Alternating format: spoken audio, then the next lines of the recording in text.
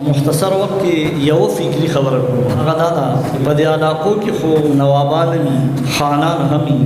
عہدیدار وي مرتبه والا هم وي افسران هم وي سوچ کې دي شي چې د مسلمانانو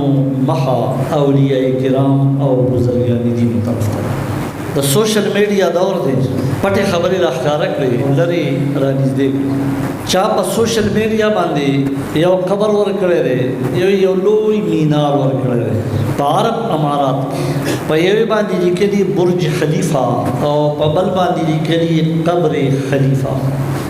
معنا دا چې دا برج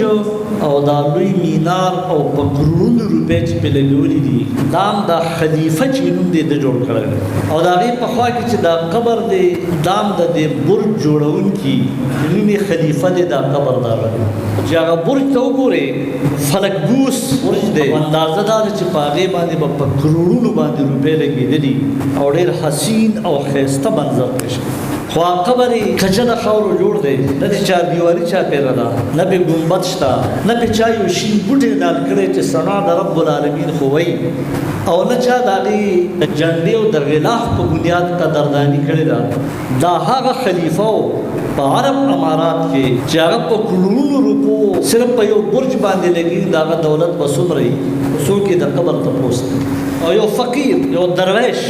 د دنیا په لیول باندې بېماله د عہدې په بنیاد بې عہده د دنیاوي مرتبې په بنیاد بې مرتبې د دنیاوي شهرت په بنیاد بې شهرته د دنیا په لیول نه نواب دی او نه خان دی یو فقیر دی یو درویش دی چې ګورې نو چې حیاتي هم په دربار کې په سونو زرګونو خلق ناست دي او چې کله وفات شي نو بیا د هغه په قبر پورې ځان مګل او د هغه د قبر مالګې خوړل او د هغه د قبر غلاف له لاس وړل د خپل ځان دپاره خیر او برکت او شرف آخر کیا وجہ ہو سکتی ہے ما الفرق بینهما د دې دواړو په منځ کې فرق څه شي دا یو دنیادار دی او د یو د الله جل شانو په کور کې قرب حاصل کړی دی او ځان یې الله ته نږدې کړی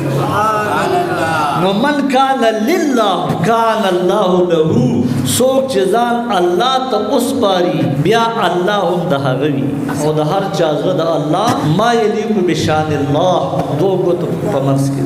رب لا یزال خوښه ده که د ده دا زړه داسې اړوي او که د ده دا زړه داسې اړوي که داسې کولی شي او که دغه رنګوي نو داسې کولی شي رب لا یزال د دې خپلو بندګانو په زړونو کې وغورځوي نواب لمزه خان لمزه افسر لمزه دې درویش او فقیر له لاړ شه د ده سره زما ګویا چې برکت دی د ده سره زما طاقت دی